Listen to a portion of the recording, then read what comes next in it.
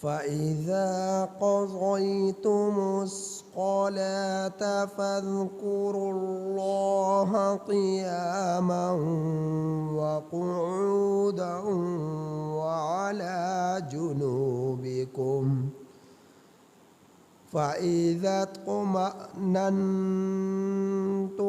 فَأَقِيمُوا الصَّلَاةَ إِنَّ الصَّلَاةَ كَانَتْ عَلَى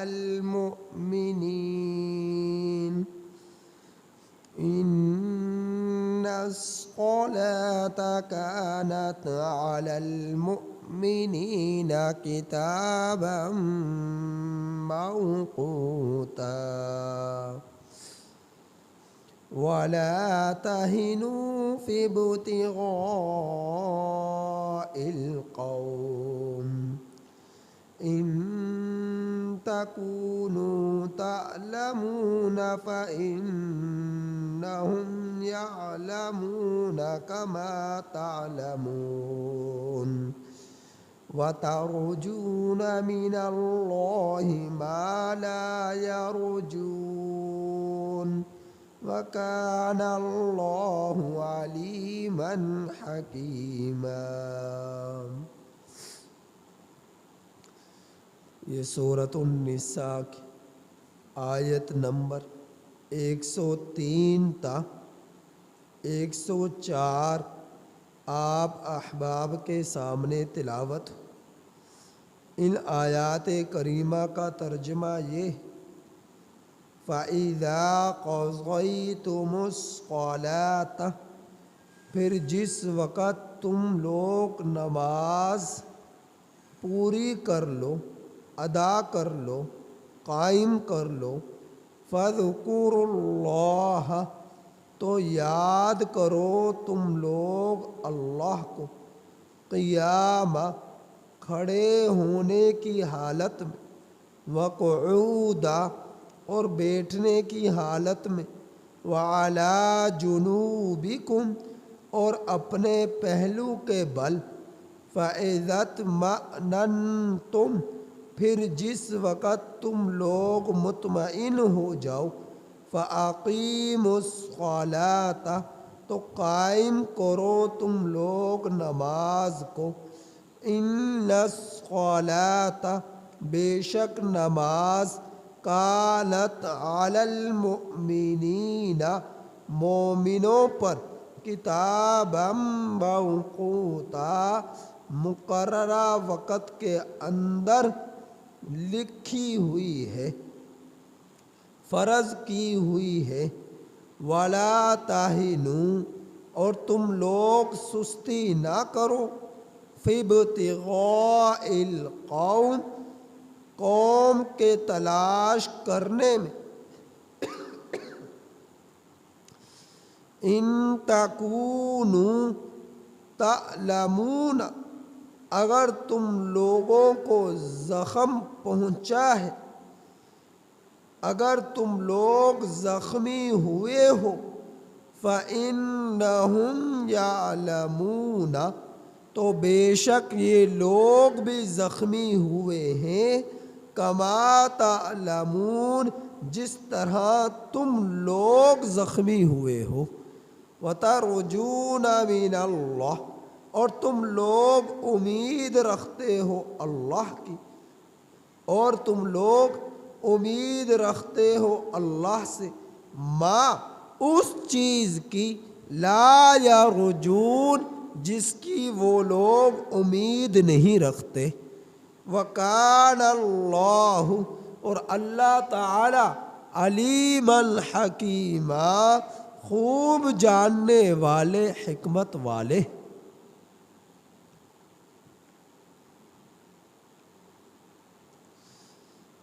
ان آیات کریمہ میں فَإِذَا قَضَيْتُمُ الصَّلَاةَ فَاذْكُرُوا اللَّهَ قِيَامًا وَقُعُودًا وَعَلَى جُنُوبِكُمْ، آیت کریمہ کے یہاں تک کے جزم کی آپ احباب کے سامنے تفسیر ہو چکی تھی، جس میں اللہ کے نماز کی تکمیل کے بعد ذکر اللہ کی کثرت کی طرف ذکر اللہ کی کثرت کا حکم دیا گیا ہے کہ اللہ کا ذکر ہمیشہ اپنے دلوں میں جو زندہ رکھو، بسائے رکھو، ہمیشہ اپنے رب کو یاد رکھو۔ اس کے تحت آپ احباب کے سامنے کل تفصیل بیان کی گئی۔ اس سے آگے اللہ جل جلالہ بیان فرما رہے ہیں، جس وقت تم لوگ مطمئن ہو جاؤ، کس چیز سے؟ خوف سے، سفر سے مقیم ہو جاؤ، اور خوف ہے جانور کا یا کسی دشمن کا، تو ان چیزوں سے مطمئن ہو جاؤ، تو پھر کیا کرو؟ نماز قائم کرو۔ کیا مطلب نماز کا قائم کرنے کا؟ مطلب یہ مکمل نماز پڑھو اور وقت پر نماز پڑھو، جس کا آگے ذکر فرمایا إِنَّ الصَّلَاةَ كَانَتْ عَلَى الْمُؤْمِنِينَ كِتَابًا مَوْقُوتًا، بے شک نماز مقررہ وقت کے اندر لکھی گئی ہے، مقررہ وقت کے اندر لکھی گئی ہے۔ اللہ کا ذکر کرنا بہت بڑی عبادت ہے۔ ہمیشہ اللہ جل جلالہ کو اپنے دلوں میں بسائے رکھنا یہ عشق الہی کی دلیل ہے۔ ہمیشہ اپنی زبانوں کو رب کی تکبیرات سے، رب کی تحمیدات سے، رب کی تسبیحات سے زندہ رکھنا، سرسبز و شاداب رکھنا، دل کو آباد رکھنا، زبان کو آباد رکھنا اللہ سے عشق کی دلیل ہے، اللہ جل جلالہ سے محبت کی دلیل ہے۔ یاد رکھیے گا، اللہ کی طرف سے نماز کا ادا کرنا، پنج گانا نماز کا پڑھنا، یہ حکم ربانی ہے، فرض ہے کہ اس کو ادا کرو۔ اور نماز کے بعد اذکار کرنا یہ بہت بڑی عبادت ہے، جس کے بارے میں کل تفسیر بیان ہوئی۔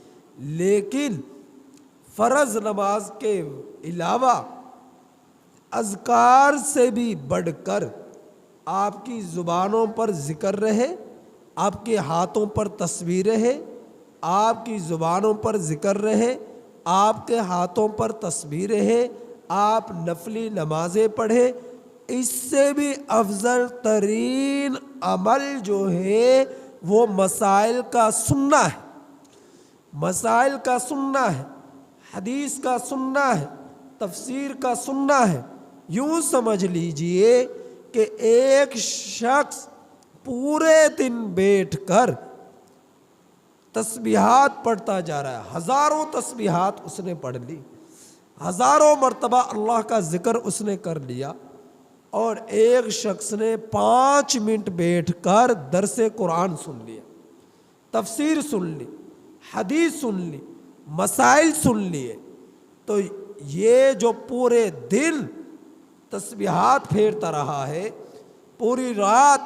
ذکر کرتا رہا ہے، یہ اس 5 منٹ مسائل سننے والے کا مقابلہ نہیں کر سکتا۔ اجر کے اعتبار سے اس 5 منٹ 10 منٹ مسائل سننے والے کا اجر کو پورے دن اذکار کرنے والا نہیں پہنچ سکتا۔ تو اس قدر اہمیت ہے مسائل کے سننے کی، مسائل کے سننے کی، دین کے احکامات کو سننے کی، دین کے مسائل کو سننے کی اس قدر بڑی فضیلت ہے۔ بعض لوگ ہوتا یہ ہے جب مسائل بیان کیے جا رہے ہوں، ہاتھوں میں تسبیحات پڑھتے جا رہے ہیں اور زبان پر اللہ کا ذکر ہے کرتے جا رہے ہیں، اور مسائل بیان کرنا، مسائل کی مجالس کو اختیار کرنا فضول سمجھتے ہیں کہ بیکار کام ہے، ہمیں ضرورت نہیں ہے ان چیزوں کی، جبکہ سینکڑوں لوگ ایسے نظر آتے ہیں نماز میں ہاتھ باندھنے نہیں آتے کہ نماز میں ہاتھ کہاں اور کس طرح باندھنے، सैकड़ों लोग नजर आते हैं नमाज में क़याम करना नहीं आता कि क़याम किस तरह करना है। सैकड़ों लोग हैं जिन्हें नमाज के फ़राइज़ का इल्म नहीं है कि नमाज में फ़राइज़ किया है। सलाम फेरना नहीं आता कि सलाम फेरना किस तरह है, सलाम में नीयत किस तरह रखनी है, सलाम फेरते वक़्त किन किन लोगों को दुआओं में शामिल रखना है। सैकड़ों लोग हैं तशहुद में बैठना नहीं आता, सैकड़ों लोग हैं हराम हलाल का नहीं पता, सैकड़ों लोग हैं मसाइल से बहुत दूर हैं लेकिन फिर भी पूछना गवारा नहीं करते। जब जो है तकबीर उला होती है उसमें हाथ बांधना नहीं आते, अल्लाह अकबर कहने में नीयत क्या रखनी है पता ही नहीं है, बस नमाज पढ़ते जा रहे और ज़ोर ज़ोर से ठोंगे मार कर जल्दी से भागते जा रहे। अल्लाह रब्बुल इज़्ज़त तो मसाइल का समझना ज़िक्र से भी ज़्यादा अहमियत रखता है, तस्बीहात करने से भी ज़्यादा अहमियत रखता है। मसाइल का समझना इस कदर ये अजर में बढ़ा देता है इंसान को, तो ये फजूल काम नहीं है। आगे अल्लाह ताला ने बयान फरमाया नमाज मुकर्ररा वक़्त के अंदर लिखी गई है। तो ये समझ ले मुकर्ररा वक़्त के अंदर, आज ये है ना कि हर शख्स कहता है कि अल्लाह का हुक्म तोड़ दिया भाई नमाज नहीं पढ़ी, जज्बात में आकर अल्लाह का हुक्म तोड़ दिया कि भाई अल्लाह के वक़्त पर नमाज नहीं पढ़ते, अल्लाह का हुक्म तोड़ दिया। कौन सा वक़्त? मुफ़ाइम्मा तफासीर ने इस आयत करीमा के ज़िमन में तफसील बयान फरमाई है कि मुकर्ररा वक़्त क्या है। मुकर्ररा वक़्त है जिस वक़्त आपकी ज़ोहर की फजर की नमाज का वक़्त शुरू हुआ है, जिस वक़्त आपके फजर की नमाज का वक़्त शुरू हुआ है। मिसाल के तौर पर यूँ समझ ले 3:20 पर या 15 मिनट पर आपकी फजर का नमाज का वक़्त शुरू हुआ, तो नमाज फजर के शुरू से लेकर जिस वक़्त सूरज गुरूब हो रहा है, तुलू हो रहा है, मिसाल के तौर पर 5 बजे या 4:58 पर जितने वक़्त पर नमाज ख़त्म, फजर की नमाज का वक़्त ख़त्म हो रहा है, ये सारा वक़्त नमाज का है, ये सारा वक़्त नमाज का है। वक़्त का शुरू होने से लेकर वक़्त के ख़त्म होने तक ये सारा वक़्त ख़त्म नमाज का है। इसी तरह पर ज़ोहर की नमाज का वक़्त निस्फ़ुन नहार के बाद 15-20 मिनट के बाद जब ज़ोहर की नमाज का वक़्त शुरू हो रहा है, निस्फ़ुन नहार का वक़्त, निस्फ़ दिन का वक़्त ख़त्म हो गया, उसके बाद हज़रात अहनाफ के नज़दीक जब हर चीज़ का साया दोगुना हो जाए तो उस वक़्त में ज़ोहर की नमाज़ पढ़ना अफजल है। तो दूसरे नफ्स जब साया 2 गुना ज़्यादा हो गया उस वक़्त ज़ोहर की नमाज का वक़्त शुरू हुआ और उससे लेकर असर की नमाज का दाखिल होने से कबल तक ज़ोहर की नमाज का वक़्त रहेगा। असर की नमाज का वक़्त शुरू हुआ, आपके पास घड़ियाँ हैं, आपके पास नक्शे हैं, आप उनमें देख सकते हैं। असर की नमाज के शुरू होने से लेकर गुरूब आफ्ताब से 10 मिनट से पहले तक असर की नमाज का वक़्त है। गुरूब आफ्ताब के वक़्त के बाद से लेकर इशा की नमाज के शुरू होने तक मगरिब की नमाज का वक़्त है। इशा की नमाज के शुरू होने के बाद से लेकर सुबह सादिक से पहले तक इशा की नमाज का वक़्त है। अब कौन सी नमाज किस वक़्त पढ़ना अफजल है, इसमें हज़रात अहनाफ और आइम्मा शवाफ़े के नज़दीक इख्तिलाफ़ है। फजर की नमाज के बारे में हज़रात अहनाफ ये फरमाते हैं कि फजर की नमाज का नमाज ऐसे वक़्त में शुरू की जाए जो अफजल वक़्त है कि आप शुरू करें तो दिन चढ़ाए,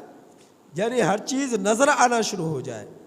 अंधेरा ज़ाया हो जाए, इतना ताख़ीर के साथ पढ़े कि अंधेरे में शुरू करे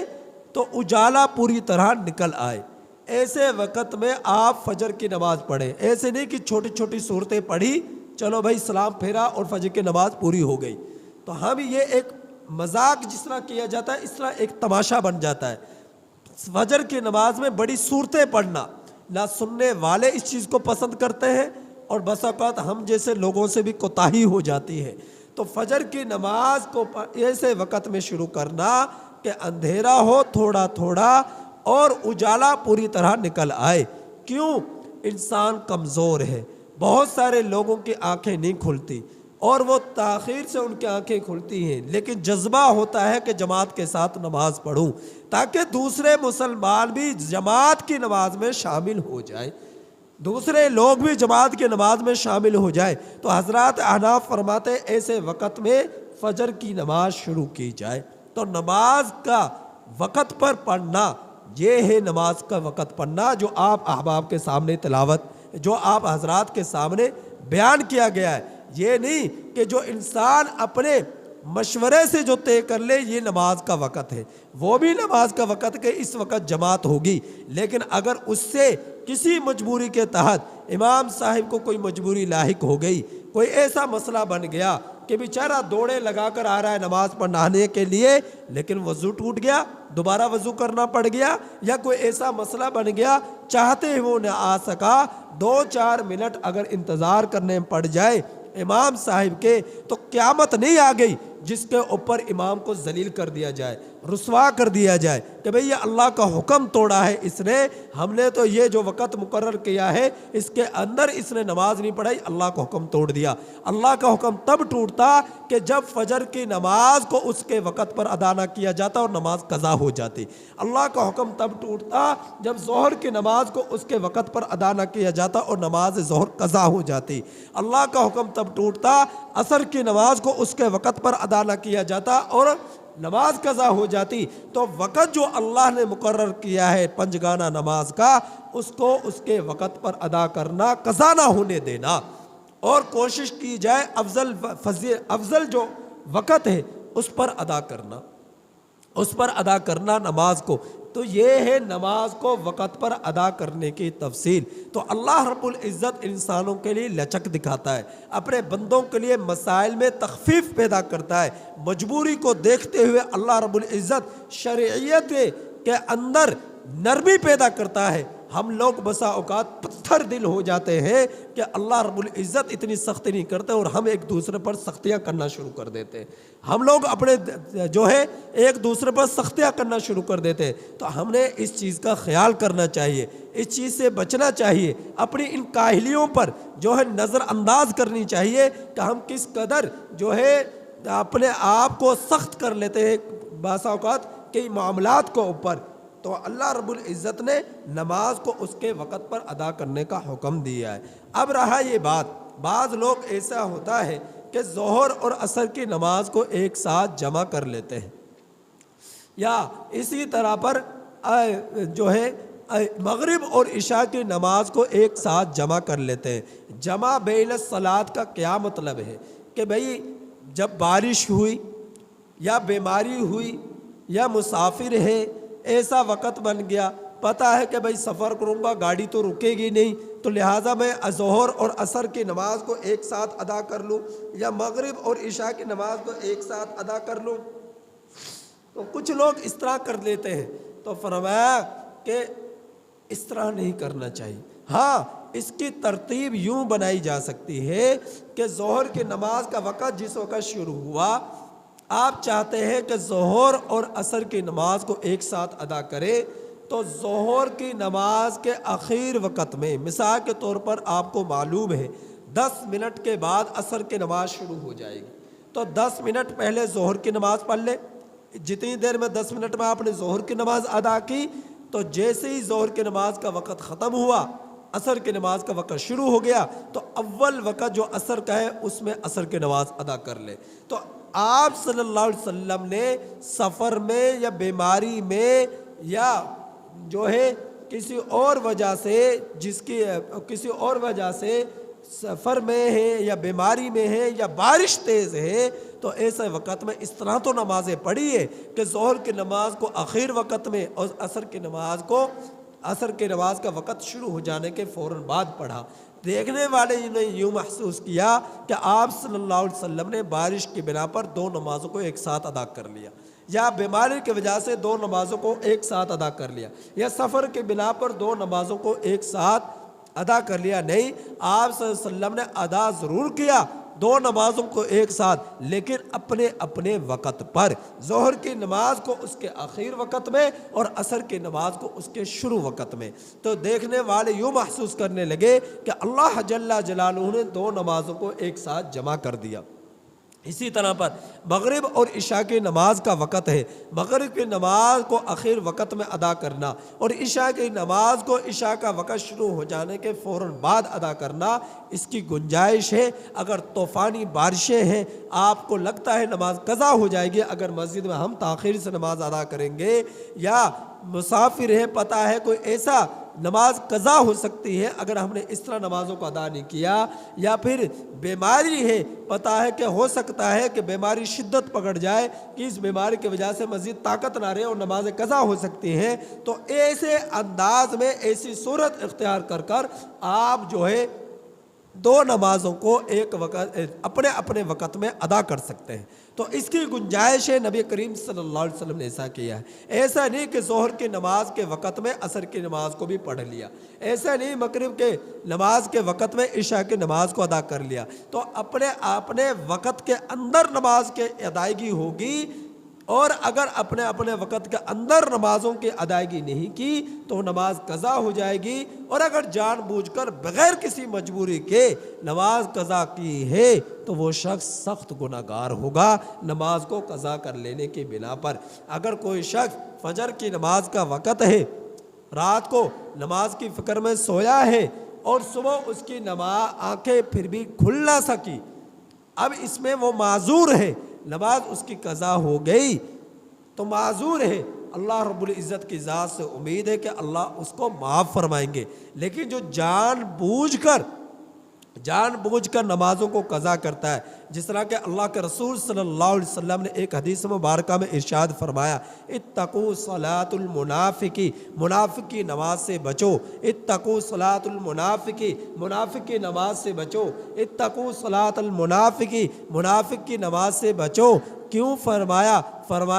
کہ جب فجر کی نماز کا وقت ہوتا ہے اور یہ سویا رہتا ہے یہاں تک کہ نماز غروب طلوع آفتاب کا وقت ہوتا ہے، اچانک یہ اٹھتا ہے اور اٹھ کر جلدی سے وضو کیا تیز اور وضو کر جلدی سے تیز ٹھونگے ماری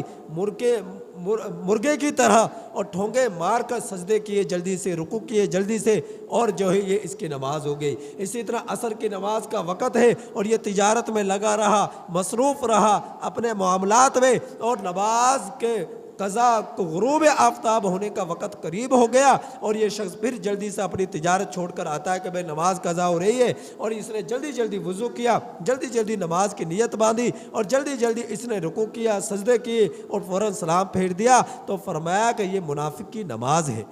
یہ کیا ہے؟ یہ منافق کی نماز ہے۔ فرمایا کہ ایسی نماز سے بچو، ایسی نماز سے بچو۔ فرمایا کوشش کرو کہ نماز کا جب وقت شروع ہو جائے اس وقت نماز ادا کی جائے، نماز کو قضا نہ ہونے دیا جائے، نماز کو قضا نہ ہونے دیا جائے۔ تو اللہ رب العزت نے نمازوں کو ان کے اوقات میں مسلمانوں پر، اپنے بندوں پر مقرر فرمایا ہے کہ ان اوقات کے اندر نماز کی ادائیگی کریں۔ آگے فرمایا قوم کو تلاش کرنے میں سستی نہ کرو۔ کافروں پر جب مجاہدین حملہ کرتے، کافروں پر، مشرکوں پر، غیر مسلموں پر جب جہاد کے موقع پر حملہ کرتے تو فرمایا کہ ان کو چن کر ان کو جو ہے ان کو ذبح کرو، ان کو قتل کرو، ان کو قید میں ڈالو۔ فرمایا کہ پھر جہاں پر ان کے رہنے کی جگہ ہیں ان کو بھی نہ چھوڑو، ان کے رہنے کے قلعوں کو نہ چھوڑو، ان کے گھروں کو نہ چھوڑو، سب کو تباہ کر دو، سب کو جو ہے مٹا دو، نام و نشان ان کا باقی نہ رہے۔ اللہ تعالیٰ اس کے بارے میں فرما رہے۔ پھر فرمایا اگر تم یہ سمجھتے ہو لڑتے ہوئے ہمیں زخم پہنچے ہیں تو تم اس بات کو نہ بھولو کہ جس طرح تمہیں زخم پہنچے ہیں تو ان کو بھی تو زخم پہنچے ہیں نا، وہ کوئی لوہے کے نہیں بنے، وہ پھر بھی تم سے مقابلہ کر رہے، تو تم بھی ان سے مقابلہ کرنے میں سستی نہ کرو، ان سے مقابلہ کرو، جم کر لڑو، جم کر جہاد کرو، ان کے ساتھ مقابلہ کرو، آمنا سامنا کرو۔ فرمایا کہ جس طرح تمہیں زخم پہنچے ہیں تو ان کو بھی زخم پہنچے ہیں۔ اور پھر فرمایا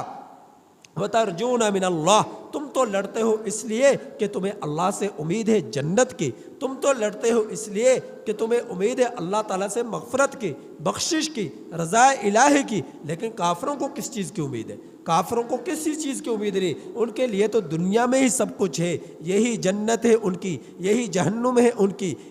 اسی میں بہاریں ہیں ان کی، اسی میں دکھ ہے ان کے، اسی میں خوشیاں ہیں ان کی، سب کچھ کافر کے لیے دنیا ہے، آخرت میں ان کے لیے کچھ نہیں۔ یہ ان کا عقیدہ ہے، یہ ان کا یقین ہے، مرنے کے بعد کچھ نہیں۔ لیکن مسلمان کو امید ہے، ایمان والے کو امید ہے کہ موت کے بعد